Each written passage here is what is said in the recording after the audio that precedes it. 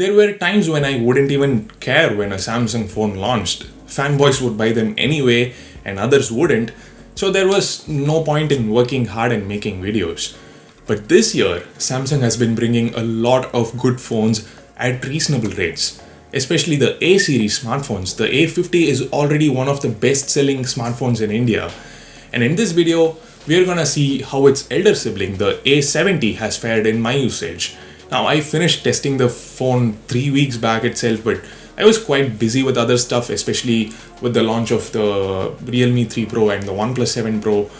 Anyway, before we begin, let me introduce myself. My name is Ashwin Sundar. This is Technology Jock. Guys, I don't rush when it comes to testing phones and posting reviews. I take my time, test everything thoroughly so that you, the viewers, get the most valid and genuine and accurate answers about the phones. So if you appreciate the efforts, please subscribe to Technology Jock and more importantly, press that bell icon.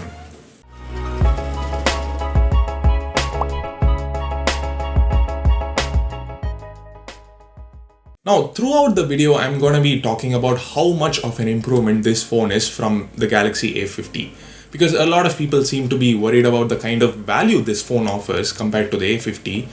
So yeah, let's begin with the display, which is the exact same Full HD plus Super AMOLED display found on the A50, but it's considerably larger, 6.7 inches compared to 6.4. Everything else is the same. The colors and the contrast are excellent. The panel is also capable of reaching high brightness levels, so even outdoors the visibility is quite good. The reflection, the glare is minimal. And I never had to change brightness manually, guys. The auto brightness feature did a really good job by itself. And yes, it has wideband L1 certification, so you can stream videos in Full HD. Now, I couldn't find concrete information about the display protection. It wasn't mentioned officially anywhere, but most probably it's the old Gorilla Glass 3, which was used on the A50 as well. It's definitely not 5 or 6 because in that case, Samsung would have mentioned it everywhere, boasting about the durability. So don't expect the display to survive drops from 3 or 4 feet height. If you do want to protect it from such damages, our sponsor Glazed Ink offers the best solution for it. They have a full glue edge-to-edge glass, and then there is a real curved glass with actual 2.5D curved glass along the edges. Their real curved glass for the Poco F1 and the Redmi Note 7 Pro is the best in India right now, and they are introducing the same glass for the Galaxy A70 now. So you don't have to deal with that awkward gap on the sides, which you get from installing most other tempered glasses in the market. They have tempered glasses for a lot of other phones as well, including the Redmi Note 7 Pro and the OnePlus 7 Pro. So check out Glazed Ink, link is in the description. You can use the promo code TJOCK to get 10% discount.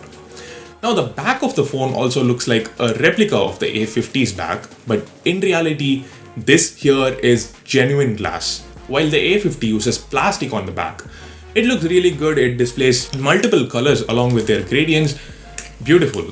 And yeah, glass back is slightly more prone to damages, but Samsung has given a transparent silicone case in the box and it offers decent protection. But with the case on, the phone becomes kinda too bulky. As it is, it's a huge phone, even for my super large hands. I really feel brands should stop at 6.2 or 6.3 inches screen size. Beyond that, it becomes difficult to use. No matter how good the ergonomics are, no matter how curvy the sides are, it just becomes difficult. Anyway, this is an Infinity U display, so the earpiece is literally at the edge of the panel. No complaints though, it works really well. The cellular reception is also good. No abnormal network issues. Phone calls were fine. So yeah, while the phone is super huge and kinda uncomfortable to hold, the build has everything else you can ask for. A great screen to body ratio, good volume rockers and power button that offer nice feedback, as in that clicky feeling.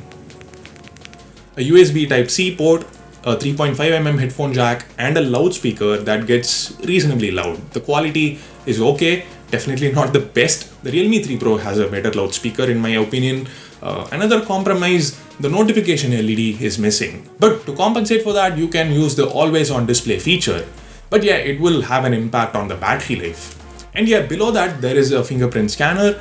Fingerprint scanning is one area where Samsung always failed to impress. The A70 is no exception. I mean, it's not bad, it's just that it's not as good as other phones in the same price segment. Phones like the Vivo V15 Pro, the OnePlus 60 have better scanners. They are much faster. Face recognition is another option, but that's also not extremely fast. Moreover, just like most Android phones, this phone does not have dedicated hardware for face unlock, so it's not the safest option for unlocking.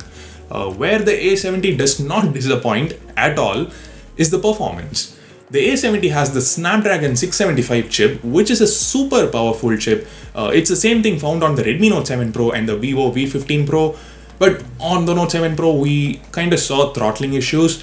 Like in a video rendering test, it wasn't even as fast as the A50, and there were issues while using the camera.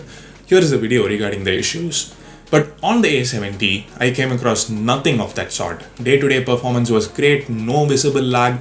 I could play games like Asphalt 9 in high graphics without facing any lag or stutters. Like on this one day, I played Call of Duty for around 3 hours at very high graphics, and the gameplay was consistently smooth.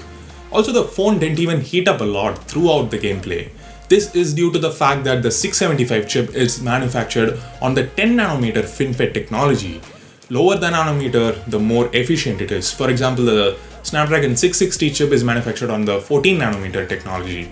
So being a 10nm chip, it keeps the phone cool for a longer time. And of course, high efficiency also means more battery life. And the A70 is a beast when it comes to battery life. The humongous 4500 mAh battery easily lasts 1.5 days to 2 days on medium usage. On that one day when I played a lot of Call of Duty, I shot a lot of pictures as well on the same day and had always on display turned on all the time. The A70 still managed to get me through one full day with around 20 to 25% charge left.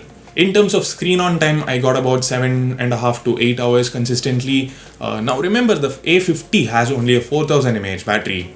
And not just that, the A50 has support for 15 watts fast charging, while the A70 supports up to 25 watts charging thanks to power delivery. If the phone is switched on with Wi-Fi on, then it charges from 0 to 40% in 30 minutes. Doesn't sound very fast, but remember, it's also a huge battery. The A70 is quite good when it comes to background app management, more commonly known as RAM management or memory management. Particularly to test this on one day, I made sure I never opened any app from the home screen or app drawer. I kept going back to the app switcher and opened apps from there.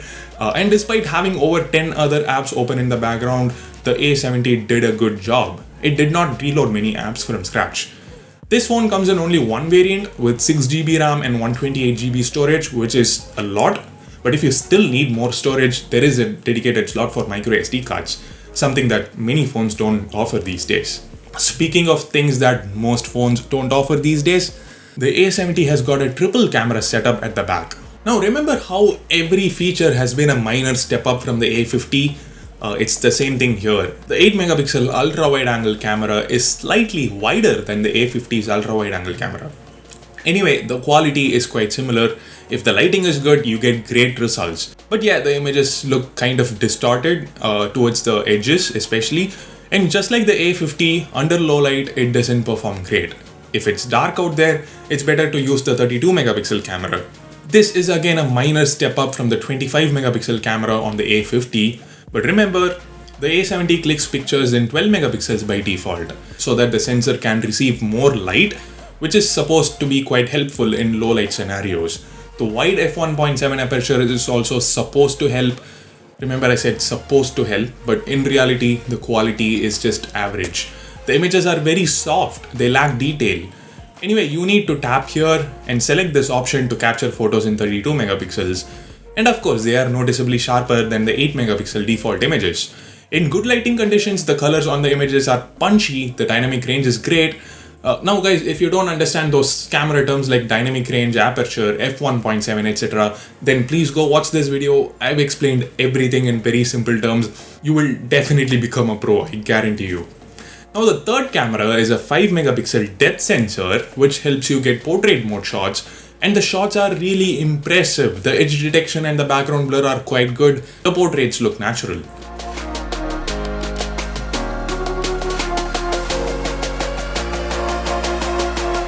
So yes, I have mixed feelings about the rear cameras, but when it comes to selfies, the A70 nails it.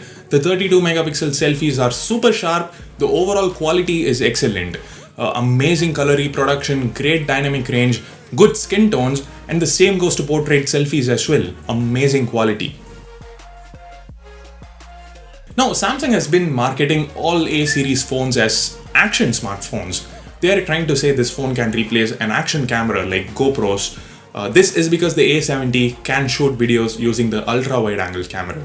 But unfortunately, there is no electronic image stabilization, although the main camera supports electronic image stabilization. So it is super stable. The quality is also really good. On the A50, resolution was capped at 1080p, but the A70 can shoot 4K videos, as well as super slow motion videos, which is also a really handy option. Next up, software. Just like every other A series smartphone, the A70 runs on One UI based on Android 9 Pie. It is still a heavily loaded interface with some third-party apps, with a lot of features, with a lot of customization options in settings, but everything is a lot simpler than on Samsung Experience 9, that was their previous skin before One UI. Everything from the settings app to the notification panel is different and better. It looks great. The user interface is responsive, silky smooth, and yeah, about the features, there are a lot of motion and gesture shortcuts available. Some of them are quite useful in day-to-day usage. Not to forget, we have Samsung Pay as well. You can use it to make payments through card swiping machines. You don't need actual cards. So now it's time for verdict. Time to answer the question in the title. Does the A70 offer more value for your money than the A50? Well, the A50 is 20,000 rupees and the A70 is 29,000 rupees. Well, actually, the A50's 4GB RAM variant is 20,000. The 6GB version is actually 23,000 rupees. And moreover, it has only 64GB storage. But the A70 has 6GB RAM and 128GB storage at 29,000 rupees. And guys, the A70 is either slightly or considerably better than the A50 when it comes to every single feature. We get a larger display, a better processor, glass back instead of plastic, extra 64GB storage, slightly better camera setup with much better video recording capabilities, a larger battery and faster charging. Are these features worth the extra 6,000 rupees? I would say yes. But think about it, the problem here is not about value.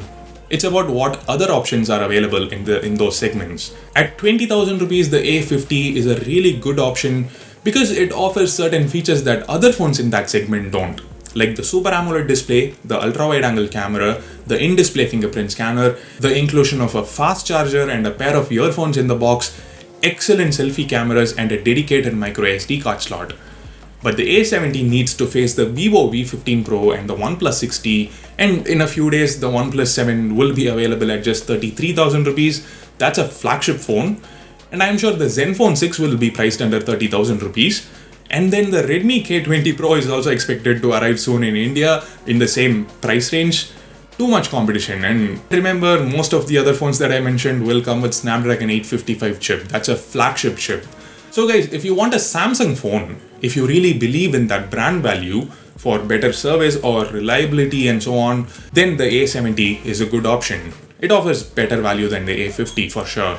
But if you're not into Samsung, if you're open to trying out other brands, then I think you should wait for a few more weeks. There are a lot of phones coming with Snapdragon 855. Can't ignore them.